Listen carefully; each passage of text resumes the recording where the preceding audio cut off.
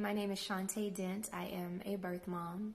About 15 years ago, I was sexually violated and I didn't want to deal with it. I wanted to rename it. I wanted to live life as if it never happened and literally forget all about it.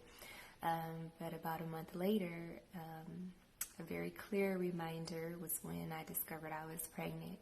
I had to deal with it. I had to even process, how am I going to move forward with this child growing in my womb. I had moments where I thought I could be the best mom ever and raise her.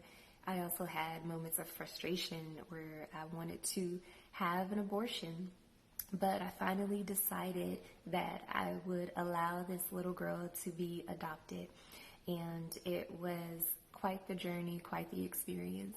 She was a preemie, and little did I know, just having the time I had with her in the hospital was more beneficial than I would have ever imagined.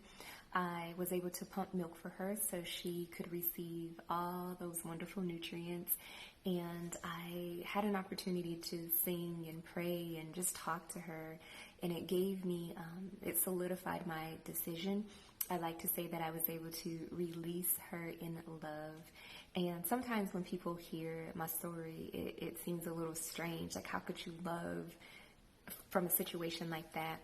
But this little girl, during that time of being pregnant, taught me how precious life was. And she taught me how to love no matter what the circumstances are. So it was, again, just an experience that changed my outlook on a lot of things in life.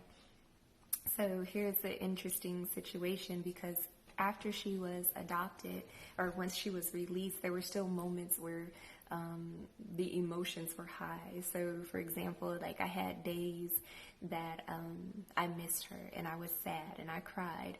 And then I was also confused because I didn't understand how or why I would be, crying and sad over something I thought I made a good decision, so why am I feeling this way? And then I realized that I am a human being, and not only that, I carried this child in my womb, and there was a connection, a bond, and so it was absolutely normal to have those emotions.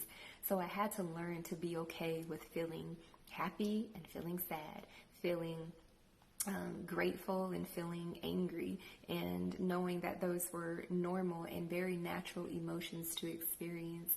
I also had a season where I didn't want to receive pictures. If I didn't mention it, it's an open adoption. And there was a time where I asked her mom not to send pictures because she was beginning to resemble the guy who violated me, and it wasn't emotionally healthy. But the beautiful thing is, when I was ready to receive more pictures, it was a conversation, and it was just such a natural flow. So my point in all of this is the beauty of learning how to be comfortable with the state that I was in at that time, and knowing that that was a form of self-care. And even if there were people in my environment, who didn't agree with my decisions, I had to make those decisions because they were the decisions that I would have to live with, not them. And so, again, it's an open adoption, and what I love the most is that her parents allow her to lead the way. Everyone knows everything, and again, when she asks questions, they give her answers. So I'm so grateful for how my story has unfolded, and it's continuing to unfold. But there's so much beauty in being able to bless a family who desires to adopt. They were there for me when I needed them most, and I was there for them when they needed me most.